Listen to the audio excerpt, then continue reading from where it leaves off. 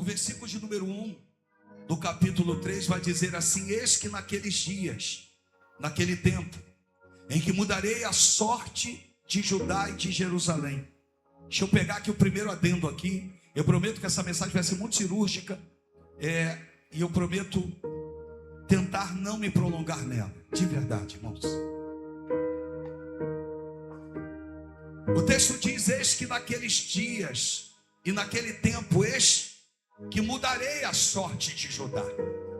Mudança de sorte também está sendo referida como mudança de maré ou mudança de vento.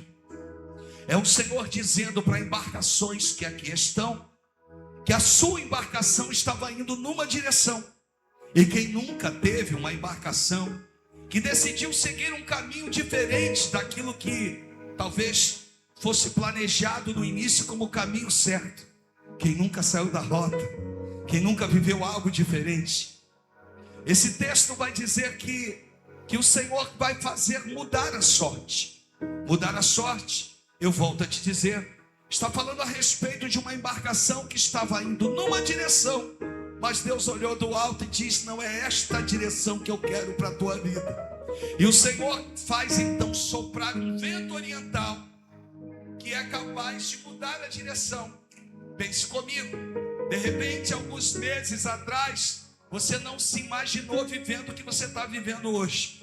De repente, se não tivessem sido alguns males, ou algumas dores, ou alguns vendavais, ou algumas tempestades, você talvez não estivesse nesse nível que você tem estado com Deus.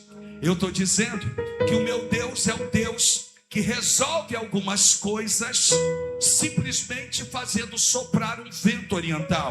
Vento oriental esse que trouxe as cordonizes quando o povo já estava cansado de comer o maná. Vento oriental esse que soprou durante toda uma noite e dividiu as águas do Mar Vermelho. Deus é especialista em arrumar a casa fazendo soprar um vento. Então deixa eu te falar uma coisa aqui. Vento para os pentecostais é sinônimo de luta, sinônimo de crente que está fora da posição. Mas para aqueles que são amantes da palavra, vento é o utensílio que Deus usará para colocar algumas coisas em ordem. Ventou, mas ventou porque Ele quis. Ventou, mas ventou porque Ele está no controle. Você está entendendo? Está comigo aí? Ou eu estou sozinho aqui nesse lugar? Deus está dizendo: estou mudando a sorte. Eia, tem algo novo que o Espírito Santo está dizendo para essa igreja. Não faz parte do meu esboço, mas quando eu li o Senhor falou: estou mudando a sorte, estou mudando a sorte, estou mudando a sorte, estou mudando a sorte. Estava indo para o caos, mas eu entrei. Estava indo para a ruína, mas eu cheguei. Estava indo para a destruição, mas eu cheguei. É Deus dizendo: quando eu entro, quando eu me movimento, anjos começam a conspirar a teu favor.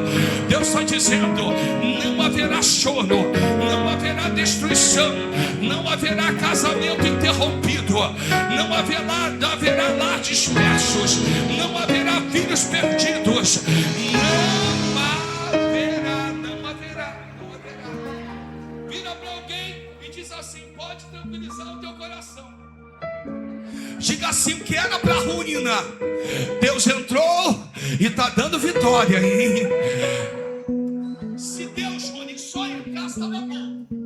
Mas Ele entra e dá vitória.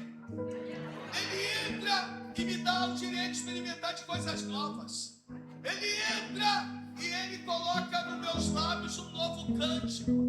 Ele entra e Ele começa a agir de forma poderosa. Você está entendendo?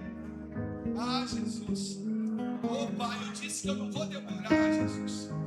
Daqui a pouco o pastor Márcio ali vai acenar, vai mostrar o relógio. Daqui a pouco o pastor Mauro vai dizer que tem que ir para casa. Ah, Jesus. Irmãos, o texto no versículo 2, eu caminho. Diz: congregarei todas as nações e as farei descer ao vale de Josafá. Queria ter tempo para dissecar isso aqui com vocês, irmãos.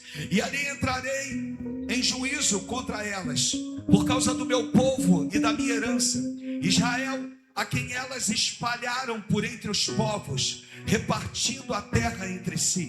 Eu estou falando de juízo. Lançaram a sorte sobre o meu povo, deram os meninos por meretrizes. Isso aqui é muito forte. Venderam as meninas por vinho que beberam. Olha, que tendes vós comigo, Tiro, Sidom e todas as regiões da Filistia? É isso, vingança que quereis contra mim? Se assim me quereis vingar, farei sem demora cair sobre a vossa cabeça a vossa vingança, visto que levastes a minha prata, o meu ouro. Eu queria ter tempo para dissecar isso aqui. E as minhas joias preciosas metestes nos vossos templos, e vendestes os filhos de Judá e os filhos de Jerusalém e os filhos dos gregos, para os apartar para longe dos seus limites. Eis que eu os suscitarei do lugar para onde vendestes, e farei cair a vossa vingança sobre a vossa própria cabeça. Versículo 8. Venderei os vossos filhos e as vossas filhas de Judá, e esses os sabeus, e a uma nação remota, porque o Senhor o disse. Versículo 9. Aí ele entra: proclamai isso entre as nações, apregoai guerra santa e suscitai os valentes. Cheguem-se, subam todos os homens de guerra. Versículo 10 e último: forjai espada das vossas relhas de arado e lança das vossas podadeiras. Diga o fraco: eu sou forte. Deus, nós já te pedimos e eu te peço mais uma vez, usa-me conforme a tua vontade. Primeira parte dessa meditação é discernindo o tempo. Nessa primeira parte, a gente já começa a compreender algumas coisas. Eu aqui, de forma muito breve, quero poder compartilhar com vocês. Quando estamos vivendo num tempo de angústia, quando estamos vivendo num tempo de luto, parece que isso vai durar a vida toda. Quando nós estamos vivendo alguma circunstância de dor e sofrimento, parece que ela não vai ter fim. E eu preciso aprender a discernir o tempo. Eu preciso começar a entender, que é um exemplo, um outro. Quando estamos vivendo um tempo de prosperidade, se não houver discernimento do tempo, a gente começa a gastar de forma além da conta. E nós não entendemos que quando José vai decifrar o sonho de Faraó, ele vai dizer assim: ó, serão 7 anos de fartura e 7 anos de escassez. Ele estava dizendo a respeito de um tempo em que haveria muito em abundância, mas que chegaria um tempo em que faltaria. E ele começa a nos ensinar a armazenar. Quando nós temos dificuldade de discernir o tempo, a gente não consegue entender Eclesiastes capítulo 3. A gente não consegue entender que Deus conosco, Ele tem um tempo. Tem tempo para chorar, tem tempo para rir. E quando eu falei a respeito de algumas dores que elas parecem que são eternas, e eu ouvi isso de um casal, parente nosso, que perdeu recentemente o seu primogênito devido a um acidente de moto. E eles começam a se cobrar, porque alguns meses já se passaram da perda. E você imagina pais que sofreram, e eles começam a se cobrar, dizendo assim: parece que o nosso filho está caindo no esquecimento. E parece que o sofrimento deles tem que ser perpétuo, eterno. Que eles já não vão ter mais o direito de sorrir. E à medida que eles se pegam sorrindo, eles se auto-questionam. Mas eles ainda não entenderam que isso tudo faz parte do tempo. E quando a gente começa a discernir esse tempo, a gente vai compreender que algumas dores, processos, dificuldades não vão durar para sempre. Que sempre haverá um novo dia. Eu amo quando Salomão vai nos ensinar que as misericórdias do Senhor, que são a causa de não sermos consumidos, se renovam a cada manhã. Dias que tu achou que era o fim, e que por falta de discernimento você não compreendeu, Deus te permitiu acordar no dia seguinte, respirar um novo ar, entender que tu não morreu nesse processo, entender que tu ainda está de pé diante dessa luta tão difícil que tu enfrenta.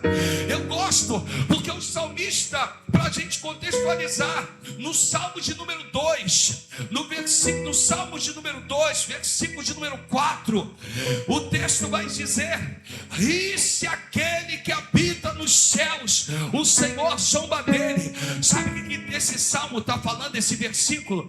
Que para alguns processos que tu está vivendo, já há um riso da parte do Senhor, porque Ele sabe que vai passar. Deus está virando e está dizendo assim, ó: a dor não vai durar para sempre, esse processo que tu está vivendo não vai durar para sempre, a bonança está chegando. Deus está dizendo que o tempo novo está acontecendo, já está se manifestando. Entendeu isso? Por favor, dá um glória a Deus e ofereça as suas palmas a Jesus.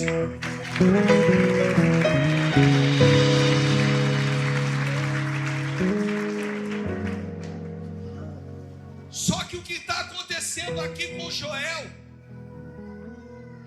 entendeu o seu tempo, e a igreja hoje precisa entender também o seu tempo.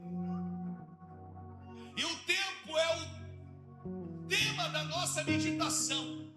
Você tem que sair daqui com isso no teu coração. Você precisa ir embora hoje dizendo isso: eu estou em guerra.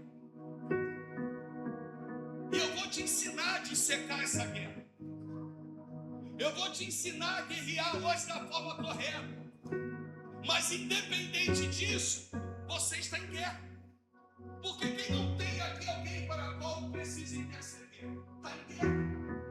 Quem não tem aqui alguém que você veio buscar, o que você tem buscado, você tem orado, está em guerra. Quem não está vivendo talvez um infortúnio, quem não está vivendo talvez um dia difícil, está em guerra. Deus está dizendo assim: avisa eles que eles vão precisar entender hoje que a guerra que eles vivem não é uma guerra comum, é uma guerra santa. Uma coisa é estar em guerra com esse mundo, outra coisa é estar em guerra mediante as situações que se levantaram contra a tua vida, contra a tua casa, que está tentando apagar o fogo, a chama do Espírito. Deus está dizendo: avisa eles que a guerra é santa. Vira para eles e diz: a guerra é santa. Todas as vezes que Israel estava no centro da vontade de Deus, ou seja, na presença, todo inimigo que se levantava contra Israel se tornava inimigo de Deus. Então eu vou te dizer: se a tua guerra é plausível, se a tua guerra é lícita, se a tua guerra aqui é considerada aos olhos de Deus uma guerra santa, dá um exemplo, pastor Eudor. Seus filhos são motivos de uma guerra santa. Seus filhos são motivo de você estar aqui hoje. O seu marido é motivo para que você esteja aqui hoje. A sua esposa é motivo para que você esteja aqui hoje. Mas se levantou um inimigo, se levantou um adversário, tem um demônio, tem um mal, mas mal sabe eles que esse mal agora encontrou um inimigo maior que todo inimigo.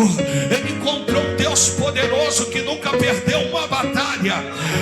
venho aqui te dizer, com todas as letras que Deus me mandou falar hoje à tarde, preparando essa mensagem, eu estou entrando em guerras esta noite. Eu estou validando promessas esta noite. Deus quer me usar para a tua vida, para dizer para você que tu não vai sair dessa batalha como perdedor, que tu não vai sair dessa batalha como perdedora. O Espírito Santo está virando e está dizendo assim: o marido é teu, a esposa é tua, os filhos são seus, eles não vão sucumbir na mão do adversário. Eu não sei qual é o demônio que tem se alojado, eu não sei se é um pilintra, eu não sei se é uma pombagira, eu não sei qual é o demônio, se é um bobulu, eu não sei qual é o demônio que está pleiteando a tua casa, mas uma coisa eu sei, pelo poder do nome de Jesus, tem um Deus entrando na tua guerra esta noite, tem um Deus entrando nessa batalha esta noite, tem um Deus agindo. Eu vejo como um exército, eu vejo como um Deus que deu ordem aos anjos, eu vejo, Eduardo, como um Deus dizendo: vocês vão chegar lá, vai ter novidade, vai chegar no sul, vai ter novidade a favor do reino, em nome de Jesus.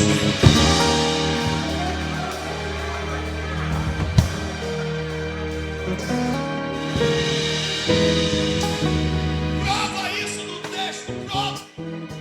Versículo 4. Eu provo. Por que o Senhor vai usar a primeira pessoa do singular? Que tendes vós comigo, ó nações? Afinal de contas, quem havia sido espalhado não foi o povo de Israel? Não foi o povo de Israel? Por que Deus agora individualizou essa guerra? Por que Deus agora assumiu essa batalha? Por que Deus agora disse: ei, não é mais com vocês, é comigo? Não é mais com vocês, é comigo. Eu tenho pedido isso, Paulo, a teu respeito. Eu tenho dito, Paulo, o seguinte: eu tenho dito: Deus, entra lá, ajuda essa causa dele. Entra lá. Meu Pai, Senhor, tu podes. Entra lá, Senhor. Junta, entra, mexe com as estruturas do inferno, mexe com os alicerces de Satanás. Irmãos, essa conferência partiu do coração de Deus, e Deus hoje quer me usar para a tua vida, para dizer que um processo de libertação completo, pleno, está chegando sobre a igreja. Está descendo, está descendo, está descendo.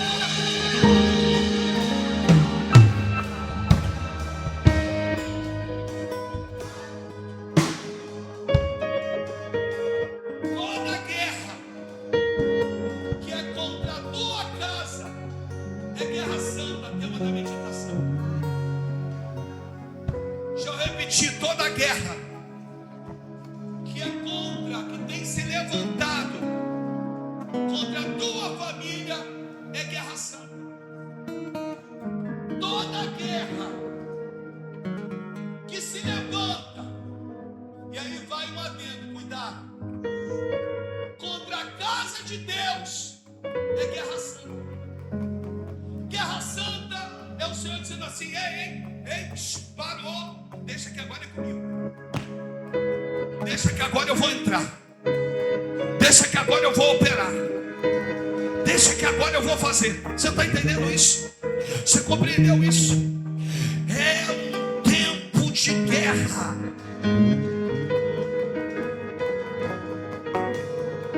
E um tempo de guerra é um tempo de perdas, mesmo sendo santo. Um tempo de guerra é um tempo de avaliações. Irmãos, olha para o pastor.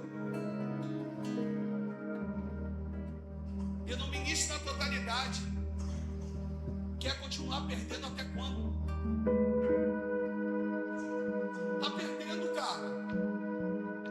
Querida, está perdendo. O que tu acha que é lucro é perda. O que tu acha que é vitória é perda. Está perdendo. Está perdendo. Vai cancelar isso hoje. Vai declarar aí, parou. Ou vai ver os filhos se precipitando. Vai assumir o papel hoje. Está perdendo. Deus não levantaria uma conferência desse nível espiritual se Ele não tivesse certeza que a igreja tem perdido batalhas. Estamos agindo com naturalidade.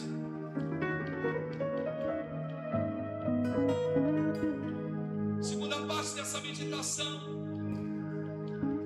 Eu preciso agora não mais discernir o tempo. Minha apóstola, eu preciso discernir o meu tempo. Porque quando eu vou discernir o tempo, eu vou dizer: fulano está em guerra, Beltrano está vivendo uma luta, Ciclano está passando por uma adversidade. Quando eu vou discernir o meu tempo, eu vou dizer: eu estou em guerra santa. Irmãos, eu vou dizer para vocês: eu estou em guerra santa.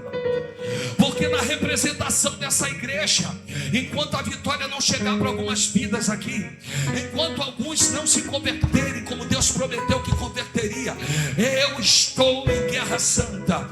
Guerra santa, você está entendendo? A igreja precisa aprender a discernir o tempo.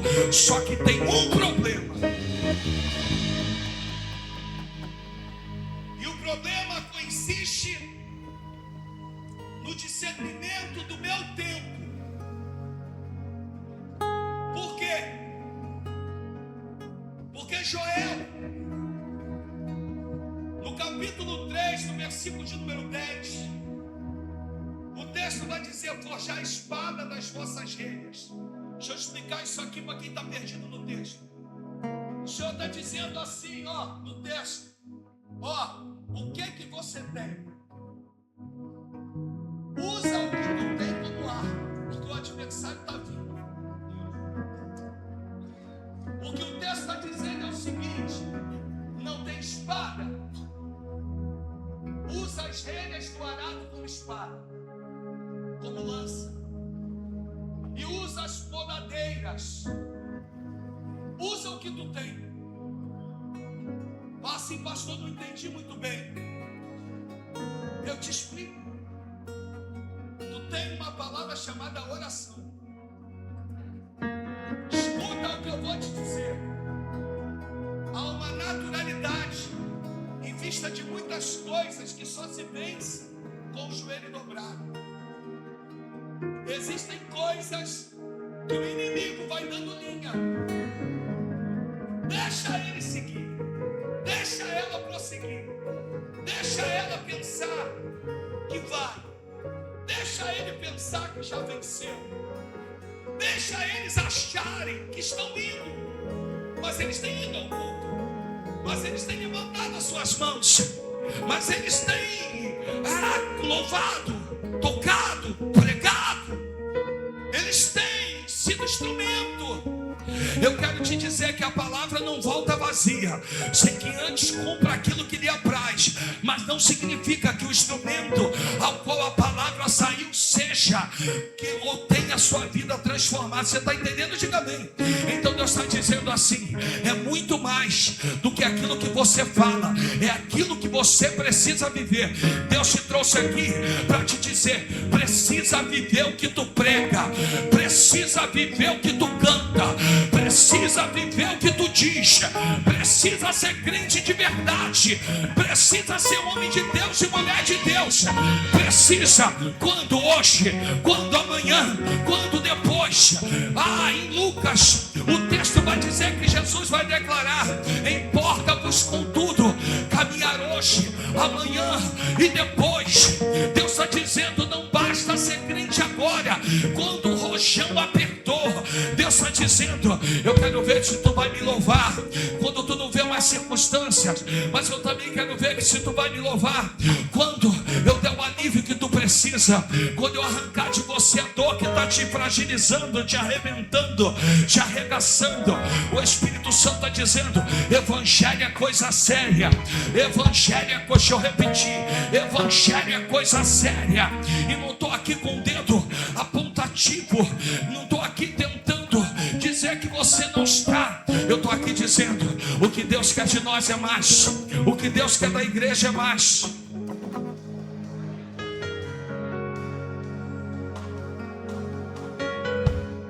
No versículo 10, o Senhor vai dizer assim: pega o que tu tem, pega, forjar a espada das vossas relhas de arado, lança das vossas podadeiras, porque o que tu está vivendo é guerra santa.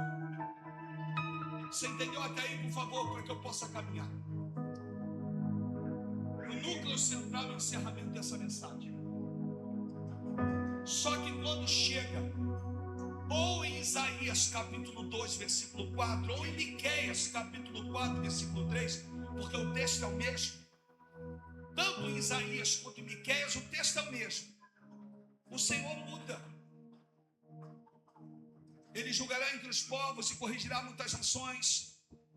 Estas se converterão, as suas espadas em relhas de arado e suas lanças em podadeiras. Mudou.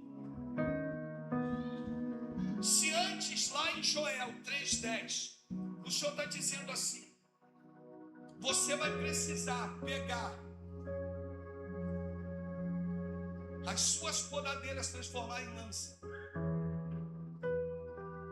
O Senhor está virando nesse texto dizendo: as relhas do arado vão ser transformadas em espada, porque tu está no tempo de guerra. Eu preciso discernir o meu tempo. Eu preciso entender que em Joel 3,10 o texto está dizendo: pega o que vocês têm, porque é guerra santa. Já em Miqueias ou em Isaías, o texto está dizendo: pega essa espada, embainha ela e transforma ela em semente. Eu vou aplicar isso aqui e você vai entender. Tem gente que não discerniu o seu tempo, está levantando espada quando era para baixar, está baixando espada quando era para levantar. Tem margem bíblica? Tem. Quando Jesus está no barco dormindo, os discípulos estão lá em cima achando que iam morrer. Se Jesus está dormindo, eu vou dormir com ele. Quando no Getsemane Jesus está vivendo uma aflição, e Jesus vira para os discípulos e diz assim: ficai acordado, vigiai, para que não entreis em tentação. Eles vão dormir. Tem gente dormindo no tempo errado e tem gente acordado no tempo errado. Você entendeu? Tem gente que está desembanhando a sua espada no tempo errado. Quando é o tempo errado? É quando você levanta a sua espada, cara, dentro da tua casa. É quando você levanta a sua espada, cara, pro teu filho, pra tua filha. Esses dias estávamos no domingo pós-culto da manhã, esperando, porque estaria nós em comunhão, e minha filha mais velha subiu, e eu ali falei algumas palavras que talvez foram rudes demais, e ela desceu chorando, e eu disse: Senhor, levantei a espada quando na verdade eu tinha que baixar a espada, mas eu pensei: Senhor, o que eu vou fazer para reverter isso? E o Senhor falou: vai lá, desce lá e pede perdão a ela. E eu desci, e eu disse: filha, me perdoa, perdoa papai. Você está entendendo? Deus está virando para a igreja e está dizendo: tem gente levantando a espada quando era para baixar a espada, tem gente baixando a espada quando era para levantar a espada, tem gente que não entendeu, tem gente que tem levantado a espada. E aí, irmãos, usa o que tiver na frente, e o que mais tem na frente são palavras duras que têm saído da boca de homens e mulheres. Deus está dizendo: aprenda a abençoar a tua casa, aprenda a abençoar a tua família, aprenda, porque eu, Senhor, te coloquei numa guerra santa. Não é contra a carne ou sangue a tua luta, e sim contra principados e potestade. Embainha essa espada varão, e banhe essa espada varoa, coloca ela de volta na tua cintura. Deus está dizendo: não é tempo de guerra. Para de lutar onde você não tem que lutar. Para de lutar onde você só precisa orar.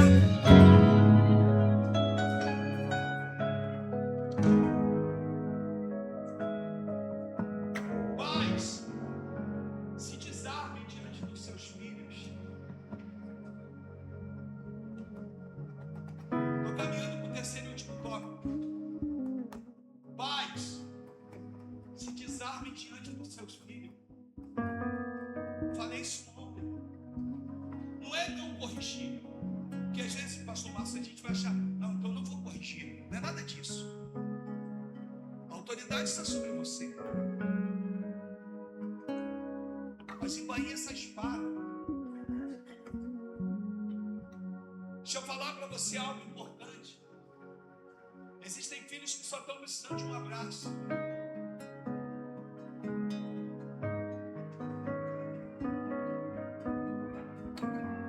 E olha, quem está do lado de fora quer exercer paternidade, quando na verdade o pai é você e a mãe é você, tá? Mulher de Deus.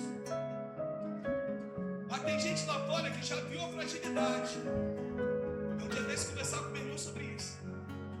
Olhou a fragilidade. Ah, fulano mandou mensagem. Aí, por que mandou para ele e não mandou?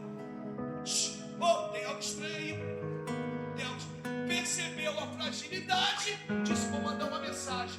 Por quê? Porque quer assumir a paternidade que é sua.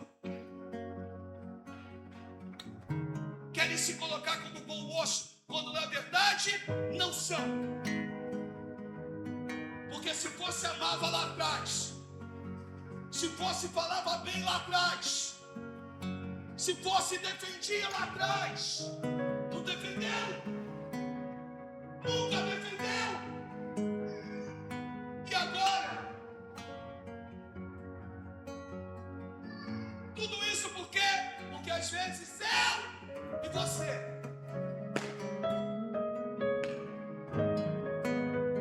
sacamos a espada. Dentro de casa está cheio de guerreiros. E banha essa espada, mulher. Não entendeu que não vai ser desse jeito que teu marido vai se converter? E banha essa espada. Para de achar que não tem que ser o homem do negócio. Mulher precisa se sujeitar. Para de querer ser essa durona. Última palavra é a sua. A última palavra não é nem do teu marido, é do Senhor. Embainha essa espada, mulher. Não vai ser desse jeito que tu vai vencer essa guerra.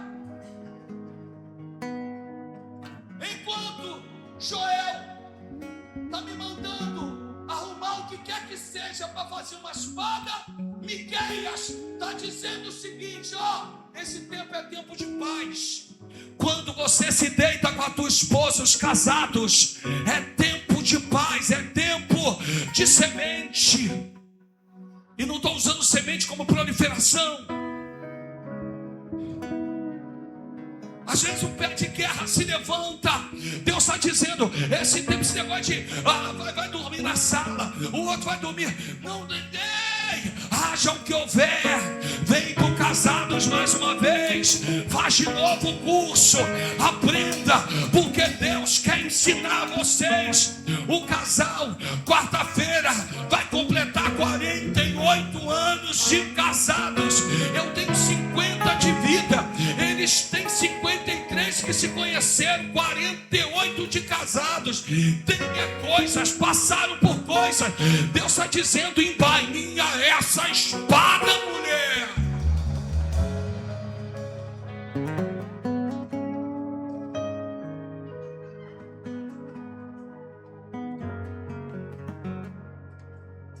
Mas agora, repita comigo: agora. Me ajuda, porque eu estou finalizando agora. Diga assim: agora o bicho vai pegar. Diga assim: sabe por quê? Porque o diabo se levantou contra a minha casa. Agora tema da meditação, agora é guerra santa. Deixa eu repetir, agora é guerra santa. Ele se levantou contra a tua casa. Pega o que tu tem.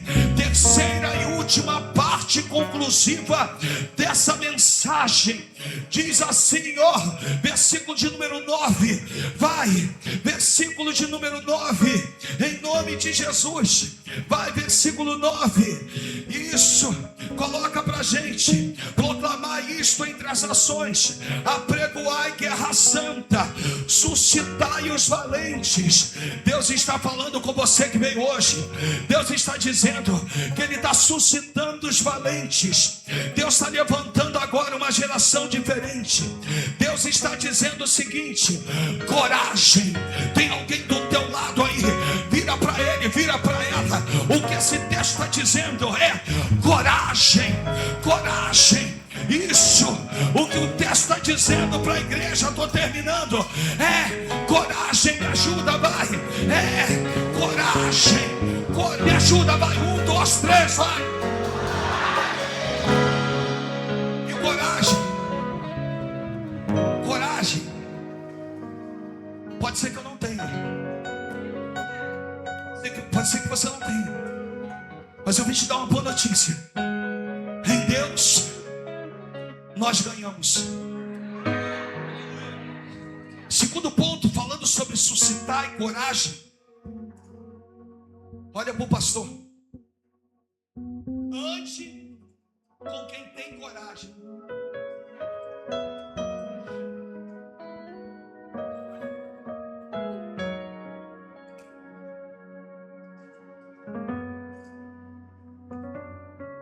Tem um ditado que diz que vencedor anda, vencedor com vencedor.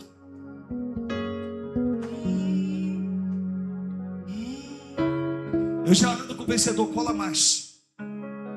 Eu já estou do lado de alguém com coragem, cola mais. Você está entendendo? Cola mais. A palavra coragem passa a ser uma palavra de doutrina bíblica. Toda palavra para se tornar, ainda que esteja expressado na Bíblia, uma palavra de doutrina bíblica. E aqui vai a teologia sistemática para a igreja. Toda palavra para se tornar uma palavra de doutrina bíblica, ela tem que aparecer pelo menos 3 vezes de forma relevante. O que não é doutrina bíblica, pastor, é quando a Bíblia diz que Jesus vai cuspir no chão, vai untar e vai passar na vista do cego e vai dizer para ele: vai lá e lava-te no tanque de Siloé. Isso não é doutrina, não, porque você não vê essa história se repetindo novamente. Jesus não cospe outras vezes, então não adianta você achar que vai cuspir, que vai acontecer a mesma coisa. Mas coragem não, coragem faz parte de uma doutrina bíblica. Vou te dar pelo menos rapidamente 4 exemplos. Em Deuteronômio capítulo 31, versículo de número 7, o Senhor vai usar esse texto para falar com Josué. Chamou Moisés a Josué e disse na presença de todo Israel: ser forte e corajoso. Você está entendendo? Porque com esse povo entrará na terra que o Senhor, sob juramento, prometeu aos teus pais. Mas em Josué, no capítulo de número 1, no versículo 6, agora é o próprio Deus que vai falar com Josué: ser forte e corajoso. No versículo de número 7, também, tão somente, ser forte e muito corajoso. No versículo de número 9, estou concluindo, também não te mandei eu ser forte e corajoso. Você entendeu? No primeiro livro dos Reis, capítulo 2, versículo 2, também eu vou pelo caminho de todos os mortais. Eu amo esse texto, porque Davi está morrendo, manda chamar Salomão e vira para ele e diz assim: filho, eu vou pelo caminho de todos os mortais. Mas ele vai virar, tema aqui desse subtítulo, ele vai virar e vai dizer coragem. Vira para a pessoa do teu lado e diz: você está sendo impactado por uma coragem tão grande dada por Deus para esse tempo desbravador da história da tua vida. Me ajuda, vai. 1, 2 dois, três, vai. Coragem. Deus está virando só mais uma vez. 1, 2, 3, vai. O último texto, porque se ficar no Antigo Testamento, talvez eu acho que é algo que não tem uma validação tão grande, apesar que a Bíblia toda se explica e se completa. Mas em Atos, no capítulo de número 23, no versículo de número 11, o próprio Jesus vai descer no nível do entendimento do apóstolo Paulo. A Bíblia diz na noite seguinte, o Senhor, pondo-se ao lado dele, ei, disse: me ajuda, vai, coragem, pois do mesmo modo que destes testemunho a meu respeito em Jerusalém, assim importa também que o faças em Roma. Sabe o que Jesus está falando para Pedro, para Paulo? Está dizendo: você não vai morrer, você não vai se perder, você vai continuar fazendo aquilo que me apraz. Você entendeu? Você compreendeu? Então vira, por favor, eu sei que é chato, mas vira para essa pessoa, diz: Deus tem Roma para a tua vida. Deus tem Roma para a tua vida. Você não vai morrer nessa situação. Estou terminando, prometo. Aí, Márcio, sabe por quê que o Senhor desce? Porque Paulo está desencorajado, entristecido. Porque o problema aqui, irmãos, não é ter medo. O problema aqui é não ser dominado pelo medo. Não é a questão do medo. Ele só não pode te dominar. O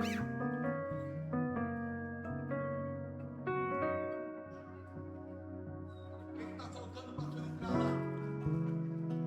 O que está faltando para tu pisar pela vela naquela agência? O que está faltando para tu pisar pela vela naquele apartamento que tu quer?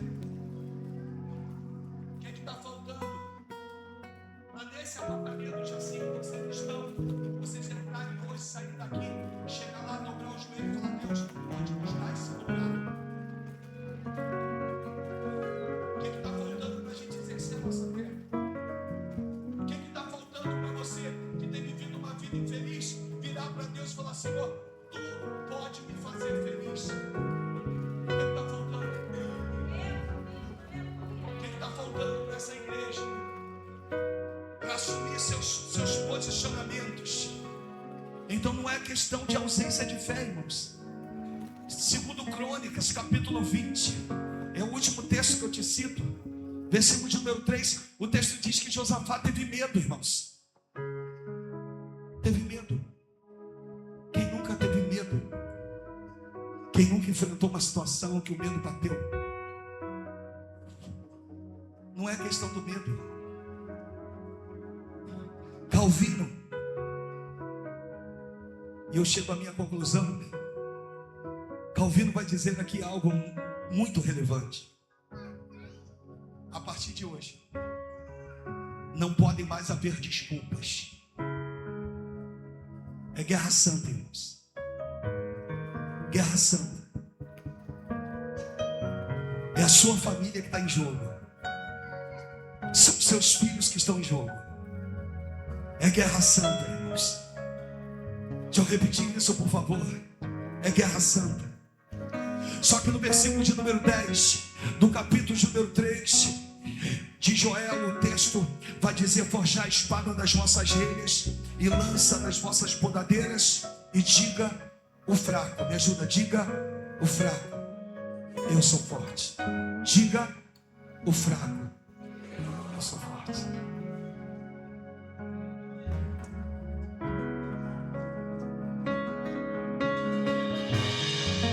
É alguém que vai se olhar no espelho todos os dias, não para ver exuberância, não para determinar se você está mais forte, menos, mais enrijecido, com mais músculo, mais massa muscular. Não é alguém que vai se autoexaminar, não é alguém que está ali talvez dizendo para si mesmo: olha como é que eu me vejo tão bem, olha como é que esse espelho hoje me mostra como como eu tenho sido, olha quem eu fui alguns anos atrás, olha a minha imagem de alguns anos atrás, olha quem eu tenho sido nos dias atuais. Não é isso, é hoje. Os guerreiros que Deus está suscitando neste lugar, os guerreiros que vão se olhar no espelho. Não é alguém que vai virar para alguém dizendo: eis que tu é forte. Não, é o fraco que vai se olhar no espelho e vai dizer: eu sou forte. É o fraco que vai precisar olhar e vai precisar: em Cristo eu vou vencer isso aí. Em nome de Jesus eu encerro essa conferência para dizer que a partir de hoje, no mundo espiritual, Deus está levantando valentes. Deus está levantando uma geração que vai além, uma geração que entendeu que vai embanhar a espada quando necessário, que vai levantar a espada quando necessário. E hoje eu quero fazer um ato profético aqui, irmãos. Eu quero que tu se coloque de pé em nome de Jesus. Isso, nós vamos levantar uma espada aqui.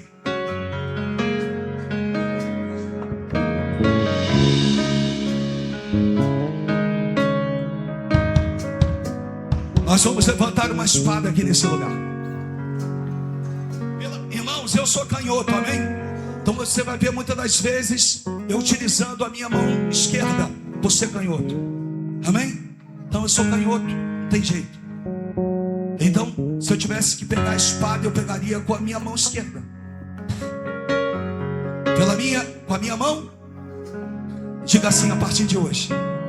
Levanta assim, levanta a espada. Pela fé. Isso, diga a partir de hoje. Eu aprendi que existem guerras que eu não devo guerrear. Embainha a tua espada aí, ó.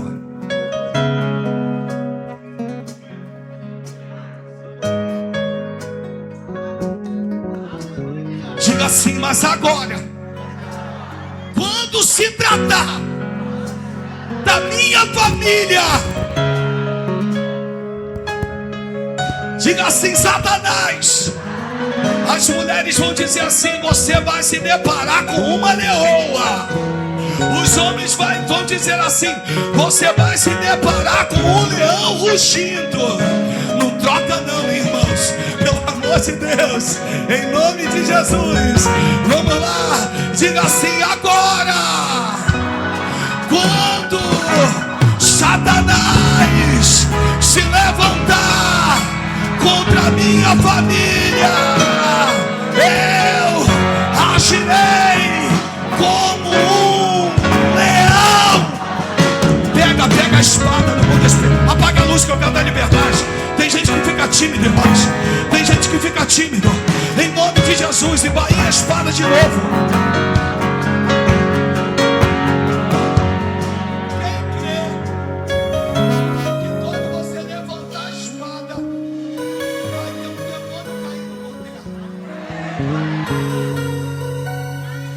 O problema do crente é que às vezes não toma posse. Satanás está se andando. Se tem um momento sério no final dessa conferência, se tem um momento que você vai precisar, sabe por quê? Porque só você sabe que você enfrenta. Ó, pela misericórdia, os meus filhos estão na casa do Pai. Até o dia de hoje, mais à frente eu não sei, mas até o dia de hoje está todo mundo aqui. Genros. Então tem parte de lutas que eu deixei de enfrentar. Mas você sabe a luta que você enfrenta. Então, essa guerra é para o marido pegar na mão da esposa, para os filhos pegarem na mão dos seus pais. Essa guerra é para o irmão pegar na mão do outro irmão e falar assim: vamos vencer essa batalha. Vamos vencer essa batalha. Em nome de Jesus. Senhor, por tudo que foi te oferecido, quando nós levantarmos, Senhor, a nossa empunhadura, quando nós erguemos a nossa espada no mundo espiritual, o capeta do inferno vai cair por terra. Os filhos se converterão, maridos se converterão, esposas se converterão. Em nome de Jesus. Quem crê crê que Deus vai tocar em filhos agora? Que a partir desse momento, na atuação de uma palavra liberada por você, Deus vai agir lá. O Senhor vai entrar lá no cativeiro, hein? O Senhor vai entrar lá no inferno. O Senhor vai entrar lá onde está esse mal e vai jogar ele por terra. Quem crê nisso? Quem crê nisso, irmãos? Então, em nome de Jesus, diga assim: agora que Satanás se levantou contra a minha família, eu ergo a espada por eles. Assim que eu luto minhas guerras. Diga agora a hora, vai. Diga a Deus: enquanto eu estou aqui, enquanto eu estou buscando, enquanto eu estou clamando, o Senhor está agindo. Quem crê que Deus está agindo? Assim que eu luto minhas guerras.